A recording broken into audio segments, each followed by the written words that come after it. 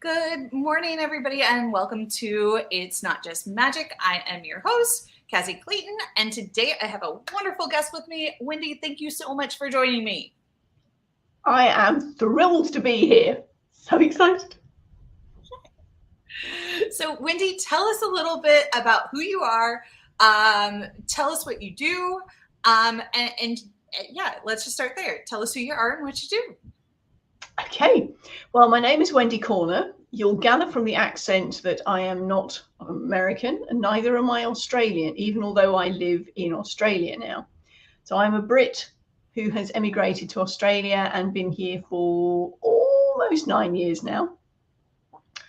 My background is in speech pathology, and I now work with speakers to primarily get them red hot for the red spot. So I'm a TEDx trainer. I work with speakers before they put their application in, and I'm also attached to the University of Western Australia's TEDx team as well. So I get it from both sides. I get a bit of a free flow. So yeah, it's really exciting. To be fair, though, I haven't had any of my clients accepted to UWA, which I think is probably just about right, because it seems a bit of a conflict of interest if they've paid me and then they get it for free, you know. So that's a bit about, what else can I tell you about? We have a platform that we run every month for speakers to try out new material in front of an international audience of speaker champions. We don't call them audience, we call them speaker champions because they have a job to do. They're there to be focused, open and present. And then they've got a 24-hour window to give some feedback to our speakers. They're there to champion our speakers, hence the name. So it's they've got a job to do. And every quarter we give a goodie bag to the supreme champion who's been giving the most consistent and the most consistently useful feedback to our speakers. So we encourage the returners as well in the audience. So yeah, that's what I'm up to. That's awesome. I love how you call them speaker champions. Yeah. It's special. It immediately gives a different feel to the audience because, well, they've got a job to do. They're there for a reason. It's not just that I'm going to sit and let things waft over me, because you could zone out and not really take much notice. And because the champions are all speakers or aspiring speakers themselves, actually no, not quite. We have some podcasters who come in sort of touting for a new guest. We often have book coaches or publishers who come in thinking, that's an interesting story, would you like to connect? And so we get leads from it at the month. So the speakers get leads as well, whether from directly the speaker champions who were there at the time or from people who've watched the best speaker clips on YouTube. So yeah, it's really exciting. Very cool. Awesome. Yeah. I love that. So, okay, so you, before we kind of started the show, you were telling me your story of how you ended up being and kind of an accidental entrepreneur. Tell us your story, because it's amazing. Okay, well, I mentioned earlier on that my background is in speech pathology, and I worked in England, Scotland, and Australia for almost 30 years. I was brought over to Australia because the company I worked for couldn't recruit somebody with my level of experience with adults with autism. A lot of therapists have experience with children, but not to the same degree with adults. So this company very kindly paid my expenses, paid for my sponsored visa, and paid for my permanent residency visa. And in that time, I was contracted to work for them for 2 years. Wow. 15 months into that 2-year period, they decided to let me go. And I said, have you told the immigration department? Oh, we don't need to. We don't need to. Now, I'd already been on the phone to immigration and said, yes, they have to tell us. Where did that leave me? So I told the company, you're supposed to tell immigration. Oh, no, we're not. We don't need to. Okay. Oh, They're not telling you. They should have done. Well, where does that leave me? Oh, we'll let you know. Nothing. No communication from them at all. When I tried to call them, I got various different people who went, oh, I don't know. You'll need to ring back. And then you pick up the phone and you're 56 in the queue.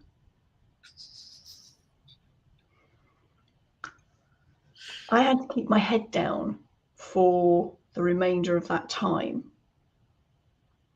Where are we? That's 10 months. Because in theory, I could have been deported. wow. I was left in total limbo. I couldn't work because I was contracted to work for this company who had let me go. I couldn't apply for welfare because I would have been on the next plane out. It was a tricky time. But in that time, I came across the Tony Robbins, Chloe Madonna's training school for coaches. It pinged up in my Facebook feed. You know how these ads are targeted? Well, that one worked. Mm-hmm. And I was able to take up the Black Friday offer. Is it Black Friday? It is Black Friday, isn't it? Yes. Just after Thanksgiving. Yes. Yes, Black Friday. So I took up the Black Friday offer, and by the following February, I'd done the RMT 100. And thought, well, because I'd been more or less coaching rather than doing traditional speech therapy work when I got here, I thought, okay, I can do this. So I went and got a qualification. Started off doing life coaching, which is not particularly known here in WA, Western Australia. Might be over east in Sydney and Melbourne and things like that. But we, over here in Perth, are known as WA wait a while. We let the eastern states make the mistakes and then we'll sit back and watch and go, yeah, maybe we'll do it our way. So we're a bit slow on the uptake, wait a while. So I then decided to do an Australian version of coaching as well, just to get a bit more of an Aussie flavour. So I did 6 months with them, and still the life coaching wasn't particularly helpful. Was teamed up with a business coach who set me in the direction of communication, but business communication. Remember, I was being a speech pathologist up until then, with no experience of business at all. Didn't need to worry about referrals. They came to me. I did the therapy, and out the other side, I didn't need to ask for money. Sales and marketing? What's all that about then? Accidental entrepreneur. That didn't quite work out. I was just getting into my stride, but still not really feeling it, as we were talking about earlier before we started, Cassie. And then COVID hit. And literally that weekend, that was the weekend between me doing an intensive one-day workshop and having 3 calls, onboarding calls the following week. So wow. COVID wiped out 45 grand's worth of business in a weekend. Yeah. And then that was history. I decided that, come on, think about it, Wendy. What are your skills? Use your communication stuff. Come on. By which time I was already on the TEDx team at UWA. They'd headhunted me. I thought, well, yeah. Use your skills, Wendy. Be sensible. So I am. And it's taking off. Go figure. That was a very long-winded way of saying how I got into it. I'm sorry. No, that's okay. I find it fascinating. But I also like the fact that you brought up, like, so COVID hit there, and you kind of had to sit there and go, what do I do now? Whether it's COVID, whether it's a pandemic, whether it's just life throw a curveball at your way, no matter what it is, as entrepreneurs, we go through that. We can be going along in our business, and all of a sudden something shifts, something changes, and what we were doing doesn't work anymore. So we have to pivot and shift. And it sounds like when you were given the opportunities of what do I do now? Like, it sounds like when you've been faced with that, oh, I got to pivot and shift and figure out what I'm going to do now. Every time that's come up, you found a way to make it work to your advantage. Oh yeah. Yeah. What looks as though it's an originally a is actually a ooh, what can we do with this? Yeah. You look for opportunities. Yeah. So I love that mindset. I love the fact that you're just so willing to be like, okay, this went this way. Okay, what do we do with that? And how do we change it? And how do we fix it? And how do we use this situation? Because I feel like there's so many people out there that when they end up in a situation where they're forced to pivot and shift, what they end up doing is they end up freezing, and they end up not. It's like they don't know what to do, so they just shut down. Mm-hmm. Oh yeah, I mean, there were lots of people around me who were doing that. My thoughts were, I can't afford time nor money to just curl into a ball. That's not going to work. It's not going to keep the lights on. So I got to do something. And we got very good at using Zoomland. I know we're on StreamYard. Other platforms are available. But in terms of then looking at the different skills between speaking on stage, live, and the little window that you have here. Because one of our speakers recently was very effusive, very expansive in his gestures. And I said to him in the feedback, I'm sure you were doing something really important with your hands. Just couldn't see them. When you're on camera, remember where your window is, and that's where you need to do your gestures so that they can be seen. Exactly. Yeah, fair point. So there's a different skill set, and that's something that has been an additional skill that speakers have in their toolbox now. So, That's awesome. Yeah, you're right. We pivot, we get on with it. Yeah, absolutely. So, all right. So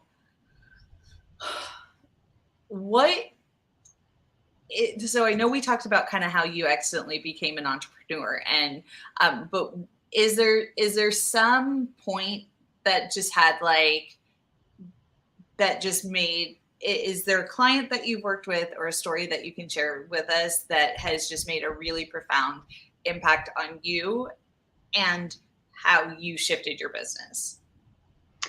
Well, yes. I mean, if I can share with you about one of the ladies that I worked with, who I first came across her, she was speaking at a NAIDOC presentation. NAIDOC is I can't remember the exact abbreviation. There's an Aboriginal celebration of Aboriginal culture in the first week of July every year, and there are big celebrations. There are big get-togethers. People talk. People share stories. They yarn, which is what is known as here. And this lady was doing a presentation in front of a small group, and I got working with her ahead of this to do some tweaks on what she was doing. And I was giving her feedback afterwards in an email, and just dropped in, got a TEDx in you? And she responded going, I've never told anyone that, but yes. Good for you. I've just gone goosey remembering that email now. It's really fun because she went like, oh, yes. So I introduced her to one of the curators in one of the TEDx's around here. It wasn't the UWA one that I'm attached to. It was one a little bit further south. And they were having their program this year on identity and how it shapes us, and sort of flipping it around. Do we shape identity? Does identity shape us? Well, this lady was talking about the fact that she had been taken away from her parents and adopted into a European family. This is an Aboriginal lady. But to give you the background, Aboriginal people, if they marry in with white people, the skin tone gets lighter and lighter. The darkest people that you ever see around in Australia, they are basically pure bloods. They've not been mixed in with other races at all. So people of Aboriginal descent can look as pale as me, but still be Aboriginal. Because of the colour of her skin, she was so light. The idea was that when she was small, that take them away from their parents, adopt them into European families, and then they'll be civilized. That was the tail end of the stolen generation.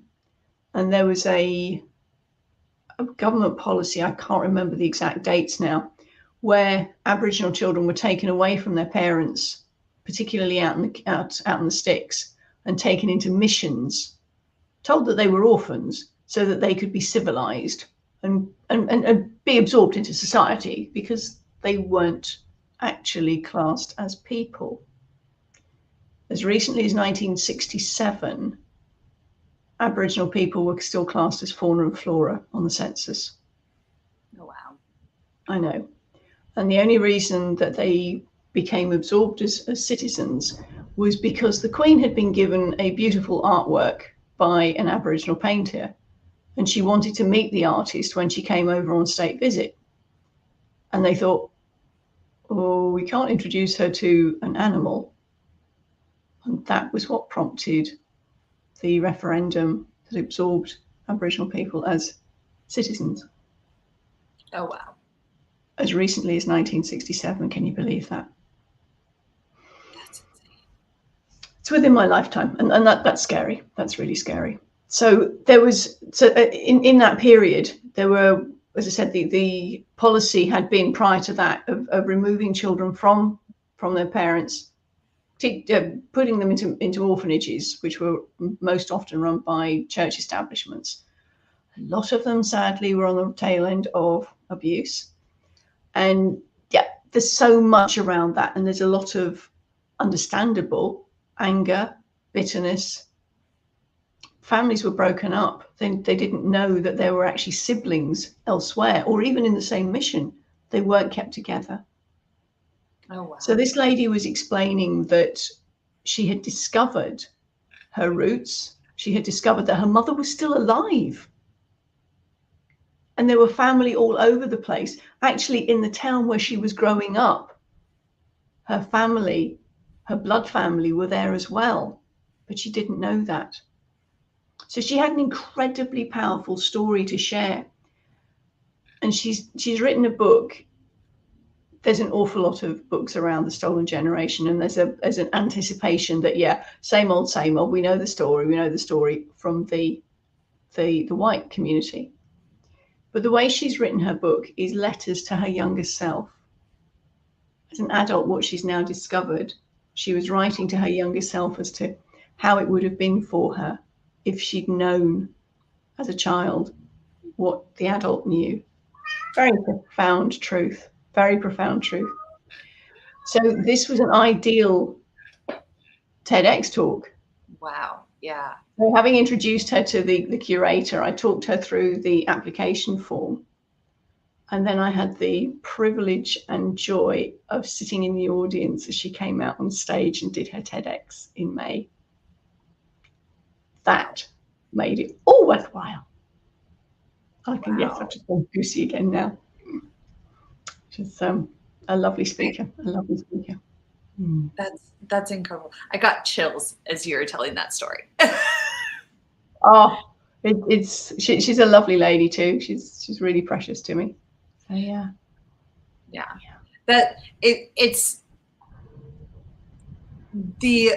the way she's written, the way that you say she's written her story, where she's been able to write to her younger self of how, because a lot of the times, like, it's with, like, when we're working on issues that come up as adults, a lot of the times we're talking to the inner child, and we're talking to, Absolutely. and so it's brilliant because basically her own story, her own book is like her own like healing process. It is.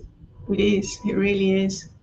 So it's a wonderful tale. It really is. And because the way Aboriginal people view life is very different from the Western view of life, the European view of life, because the Europeans are very much the individual.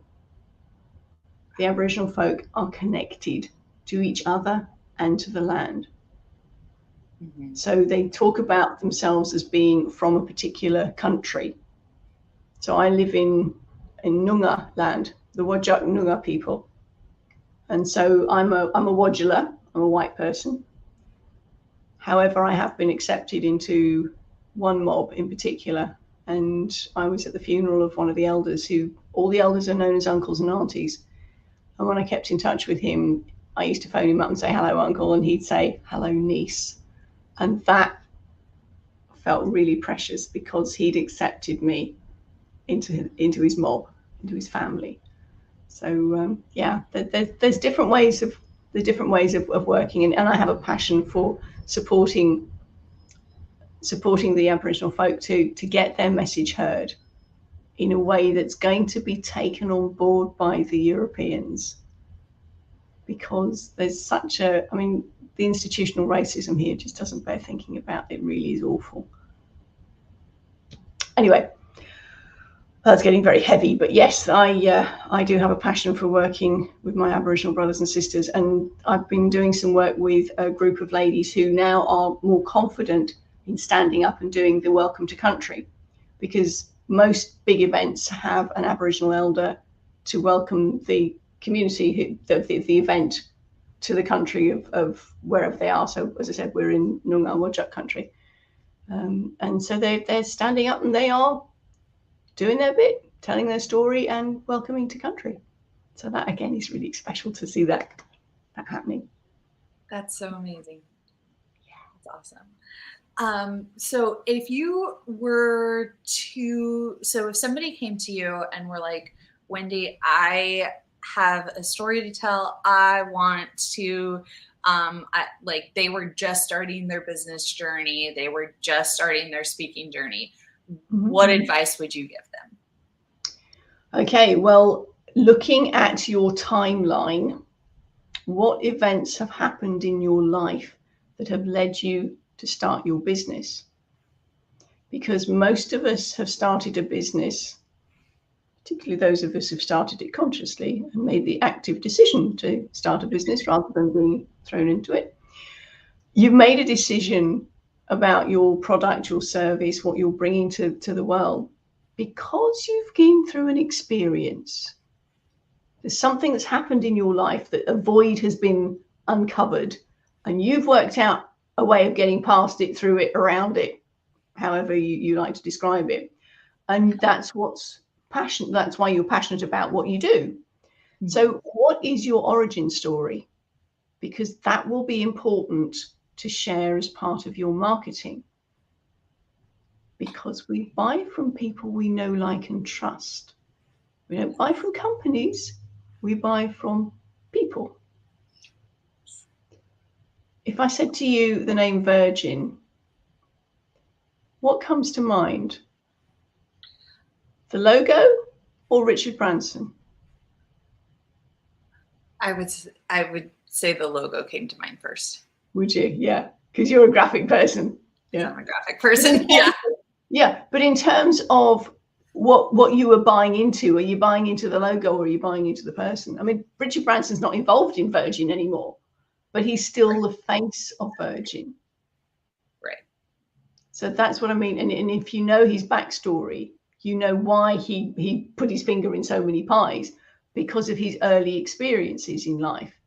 So there will be something that you've been through that's important for you to share as part of your messaging, because it then makes sense why you're doing what you're doing. Yes. So that's a really important thing to start to share, and also how you weave that in, because the other thing is that may be something that is so deep and is vulnerable to you that you're not sure how to share it. Right. And it might be a bit still something you're working on. Yeah. And if that's the case, do the work on it first before you stand on stage, because getting up in front of people is hairy at the best of times. And if you haven't worked through it, it's not a therapy session. Your audience won't appreciate it. Right. So that's where I would suggest, if you haven't already done the inner work, find somebody to do that inner work with. But then you've got the idea of where you've come from, and that feeds into your why, because your big why will keep you going when the brown stuff hits the fan down your entrepreneurial journey, and it will. Right. So it's what's holding you on track. Yeah. Well, and I love. Has that answered your question? Yes, it has.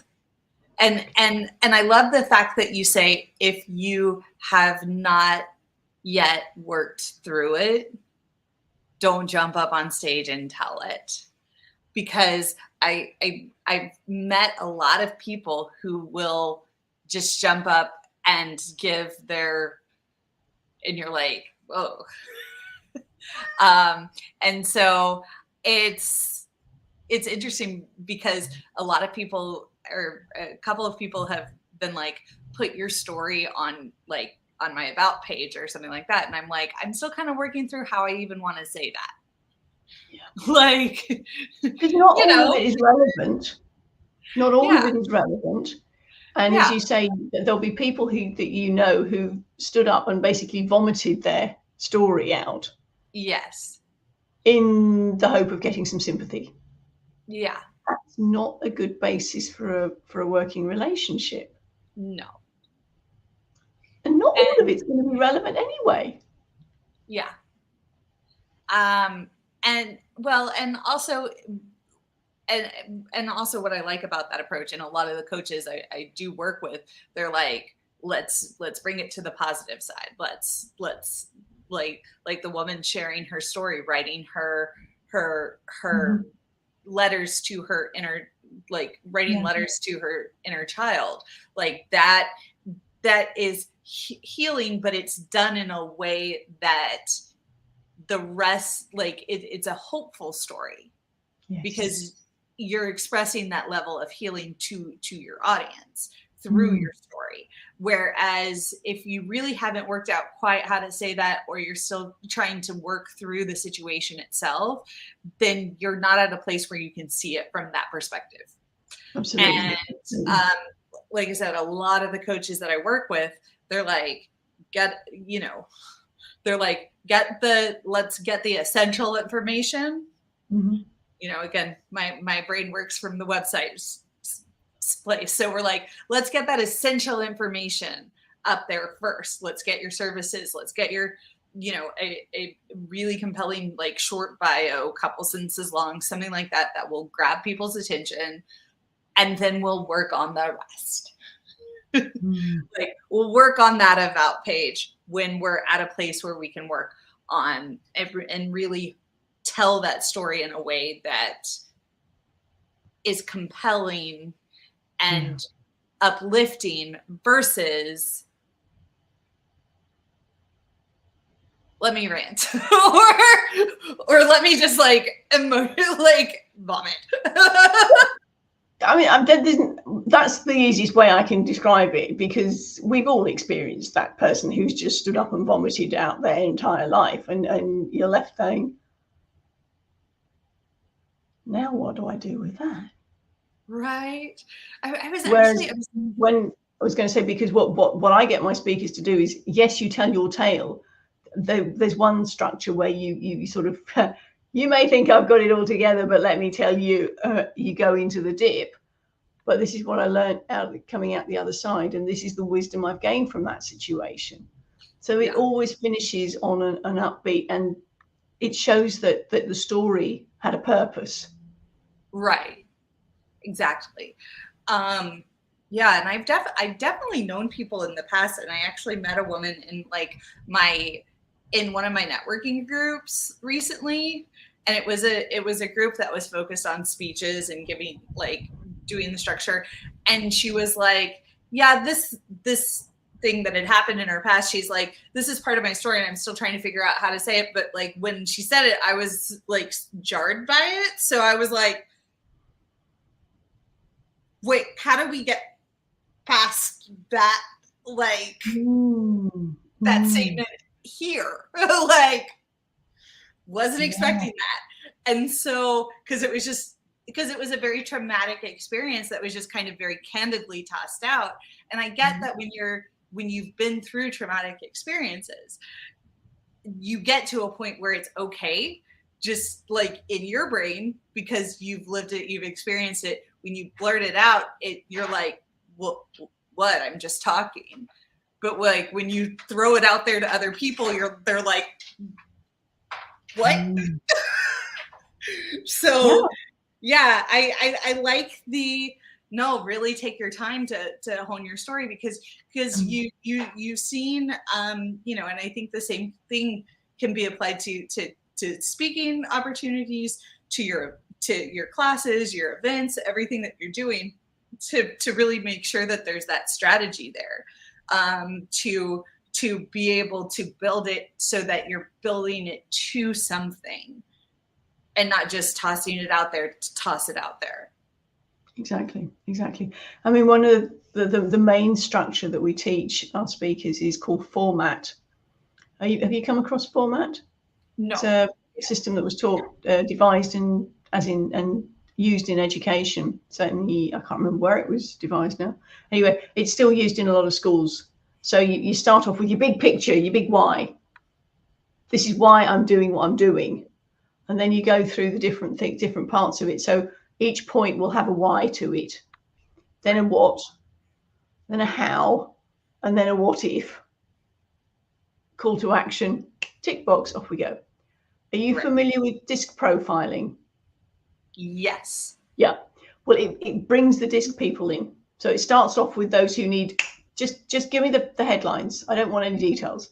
If I'm taken in by the headline, you've got me, I'll listen a bit longer. So you pull in the D's first, then the I's go, ooh, tell me a bit more. What's this about? Who else is involved? And then you get the S's going, right, now tell me how. You go through the how. And then the C's go, yes, but what if this, and this go wrong? So you know that within your speech, you're going to tackle those commonly known objections. And then off you go. Call to action, job done. So you pull in all 4 behavior styles and keep them towards your logical conclusion. Yes. And you can do that in 60 seconds. You can do that in 3 minutes, in 20 minutes. We tend to do those three structures in the workshop that we do.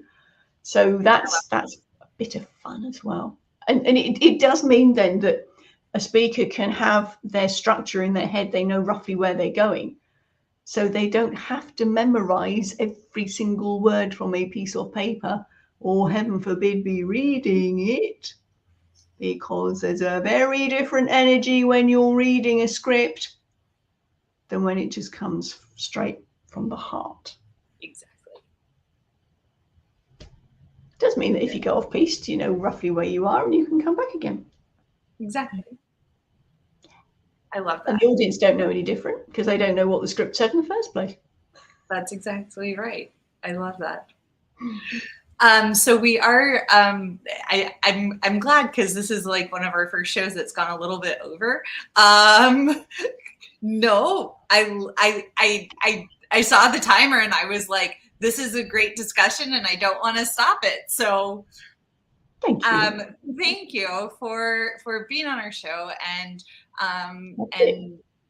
coming and sharing your stories, and advice and expertise. Tell us how people can reach you. Sure. Well, we have on the banner below, you can see ComCoach is my Instagram handle. I have a LinkedIn page. I have a Courageous Influential Speakers Facebook group where we encourage our speakers to participate, join in, pop up a video, let us know when they've got podcasts coming out or speaking gigs, all of that lovely thing. Because guess what? We champion our speakers. Remember that one? We also have the monthly platform, Your Words Have Power. So we have speakers who can come on, but we have 4 speakers who have 10 minutes each by the clock. If they run over, I mute them. It's brutal. But we're modeling the timekeeping, because it is important when you're on a lineup that you don't impact on somebody else's time, like I have today. Sorry. No, you're fine. Or you might upset the events manager. And if you upset them, you're not going to get booked again. So this is why we really model the timekeeping.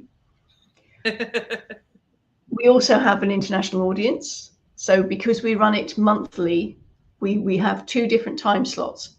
So your audience who are in North America, at the moment, it's running the 2nd Sunday of the month, 5 o'clock Pacific, 8 o'clock Eastern. We're thinking of shifting that to the Monday because we've had some feedback from your compatriots who've said, it's Sunday, come on. So we're thinking of shifting it another day over. So it's at the moment Monday morning for us, so we'll shift it to Tuesday. That's coming up. There is also another time slot, which is Euro-friendly time, which is really not North America-friendly time because it's 3 a.m. Eastern and 1 a.m. Midnight Pacific.